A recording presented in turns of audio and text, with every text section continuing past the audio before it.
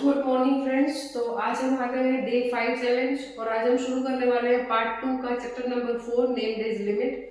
ये chapter usually अगर हम देखें तो इसमें ओवरऑल 13 डेफिनेशंस हैं और उसमें से कुछ डेफिनेशंस तो ऐसी हैं जो मैं आपको गारंटी देती हूँ कि 110% आएंगी। तो let's go for the things that we suppose to face in our exam in case of limit. So सबसे पहले एमसीक्यू आपको आ सकता है व्हाट इज लिमिट। आपको एमसीक्यू में सवाल पूछेंगे लिमिट क्या है। तो लिमिट एक ऐसा मेथड है जो एस्टिमेटेड वैल्यू फाइंड करता है दो इंटरवल्स के बीच में। What is limit? Limit is the estimated value of two intervals और between two intervals. That is the short and simple meaning of limit. Definition नहीं बोल सकते। What is limit? Estimated value between two intervals और estimated value of two intervals। अब जैसे कि मैंने आपको बताया 13 डेफिनेशन टोटल इसमें से आती हैं, उसमें से हमने यहाँ पे कुछ लिखी है, कुछ नेक्स्ट वीडियो में आपको दूंगी इसके बाद वाला।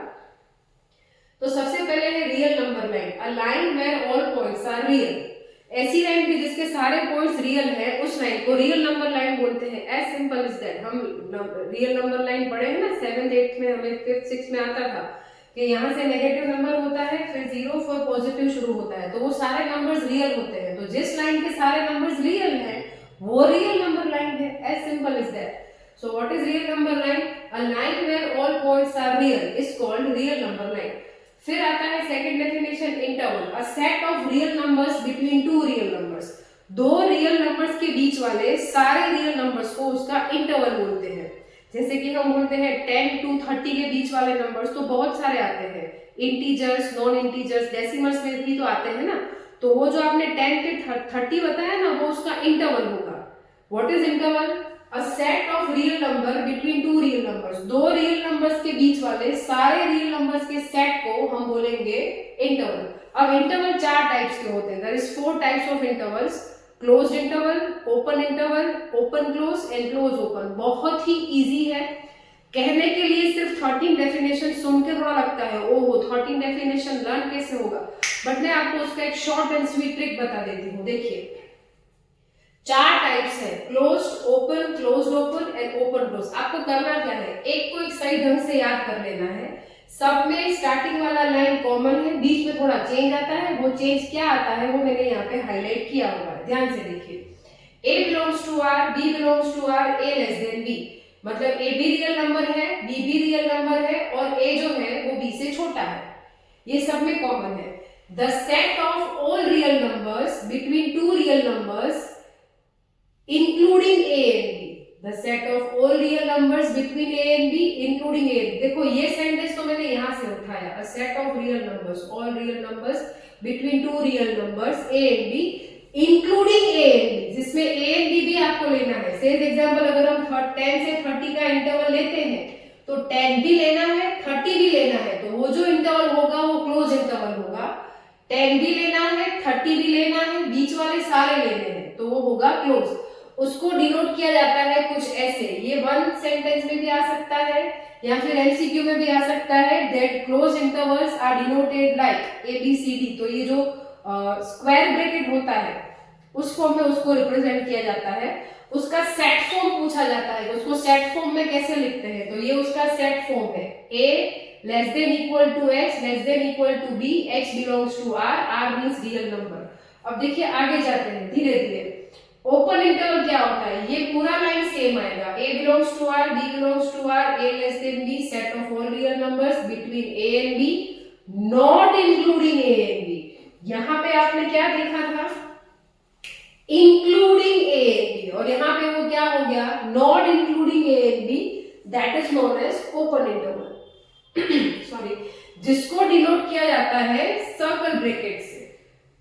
इसमें 10 भी नहीं आएगा 30 भी नहीं आएगा, बीच वाले सारे आएंगे। That is open interval. अब आता है क्लोज ओपन।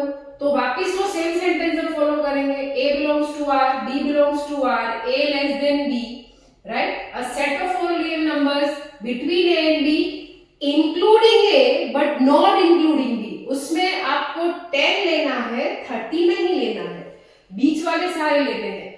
अगर हम क्लोज ओपन की बात करें तो क्लोज हम स्क्वायर ब्रैकेट में दिखाएंगे और ओपन को सर्कल में दिखाएंगे, तो ये क्लोज ओपन हो जाएगा जिसमें 10 आएगा और 30 नहीं आएगा। अब आप बताइए ओपन क्लोज में क्या आएगा, ओपन क्लोज में 10 नहीं लेना है और 30 लेना है, as simple as that. So what is open close? A belongs to R, B belongs to R, A less than B, set of all real numbers between two real numbers A and B, not including A but including B. जिसमें हमें A नहीं लेना है, not including A but including B. अब देखिए ये है open और ये है close. उसमें 10 नहीं लेना है, 30 लेना है. अब सेट फॉर्म भी देखिए बहुत इजी है. सेट फॉर्म में क्या करना है, अगर वो क्लोज इंटरवल है तो दोनों जगह इक्वल टू आएगा, अगर वो ओपन है तो दोनों जगह नहीं आएगा, अगर वो क्लोज ओपन है तो क्लोज में ए आएगा, बी नहीं आएगा, और अगर वो ओपन क्लोज है तो बी में आएगा और ए में नहीं आएगा. तो देखिए मजाक मजाक में हमने 1 2 3 4 5 6 7 डेफिनेशन तो कर ली है, 13 में से 7, राइट. अब देखिए मॉड्यूलस, इसका डेफिनेशन नहीं आता, एमसीक्यू में आता है. Modulus is a non negative number. The modulus of any real number is always non negative, in other words it is known as positive. One sentence में आएगा. अब ये जो डेफिनेशन मैं आपको बता रही हूँ बच्चों, ये मोस्ट मोस्ट मोस्ट आईएमपी है. उसमें ये वाला तो मेरा फेवरेट है और ये तो आएगा ही, मोस्ट आईएमपी है. चलिए ये भी तीनों एक दूसरे से बहुत रिजेंबल है, एक दूसरे से बहुत कॉमन है. नेबरहुड, नेबरहुड का डेफिनेशन आता है A belongs to R, then open interval including A. जब A कोई रियल नंबर होता है तो ओपन इंटरवल जिसमें A इंक्लूडेड हो, वैसे उसको क्या बोला जाता है, नेबरहुड. ऐसे इंटरवल को बोला जाता है neighbourhood. A belongs to R, then open interval including A is known as neighborhood or neighborhood of A. अब आता है delta neighbourhood of A. Most IMP दो definition. A belongs to R and delta is a non negative real number, then open interval. अब open interval कैसे लिखा जाता है, A minus delta, A plus delta is called delta neighborhood of A. What is that? A belongs to R है और delta क्या है, non negative real number है. वो कभी नेगेटिव नहीं होता है, आपने पढ़ा होगा चैप्टर, आपको पता होगा, right. Delta is non negative real number. Then open interval, ये ओपन इंटरवल है, A माइनस डेल्टा और A प्लस डेल्टा, उसको बोला जाता है डेल्टा नेबरहुड ऑफ A. अब ये वाला मेरा फेवरेट क्योंकि बच्चों को अच्छा नहीं लगता. Puncture delta neighbourhood of A. Same sentence है, देखो A belongs to R, delta is non negative real number, then open interval, यहां से खाली चेंज होगा. ओपन इंटरवल यहाँ पे आपने क्या लिखा, A minus delta A plus delta. यहाँ पे आपको लिखना है A minus delta A plus delta minus A, इतना ज्यादा आएगा सिर्फ. अब देखिए मैं लिखना भूल जाती हूँ काफी सारी चीजें. इसको डिनोट किया जाता है ऐसे, डेल्टा नेबरहुड ऑफ A, और इसको डिनोट किया जाता है punctured delta neighbourhood of A. बहुत सारा नहीं भूल जाती हूँ, थोड़ा थोड़ा भूल जाती हूँ, फिर आपको ऐसा लगेगा कि मैम इतना सारा लिख तो रहे हैं. ऐसी छोटी छोटी चीजें सिर्फ एट अ टाइम याद आती है. तो ये है डेल्टा नेबरहुड ऑफ ए और ये है punctured delta neighbourhood of A, right. तो ये हो गई हमारी 1 2 3 4 5 6 7 8 9 10 11 डेफिनेशन हो गई. उसमें ये वाला मोस्ट आईएमपी है. एक बार वापस रिवाइज करते हैं. चलो ये क्या है, A belongs to R और डेल्टा एक नॉन नेगेटिव नंबर है, then real number, then open interval कैसा, A minus delta A plus delta is known as delta neighborhood of A and punctured delta neighborhood of A. A belongs to R and delta is a non-negative real number. Then open interval खाली ये change होगा, A minus delta A plus delta minus A is called punctured delta neighborhood of A. चलिए ये है बाकी के 3 definitions. ये भी बिल्कुल इजी है. देखिए हमने स्लॉट बना लिए. जो इंटरवल के 5 डेफिनेशन थे उसमें सारे कॉमन वर्ड्स थे. फिर neighbourhood of a, delta neighbourhood of a, puncture delta neighbourhood of a, वो 3 कॉमन थे. अब ये 3 भी देखो कॉमन है.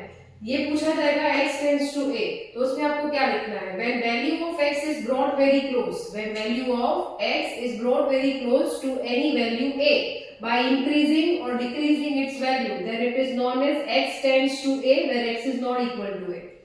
जब भी x का वैल्यू इंक्रीज या डिक्रीज करते हैं हम, आपने देखा होगा ना टेबुलर फॉर्म हम सीखते हैं तो हम एक साइड x का वैल्यू घटाते हैं और एक साइड बढ़ाते हैं, फिर भी वो किसी एक वैल्यू के क्लोज रहता है. टेबुलर फॉर्म में आपने देखा होगा, राइट. तो when the value of x is brought very close to a value a, by increasing or decreasing its value, then it is known as x tends to a when x is not equal to a. ये ध्यान रहे।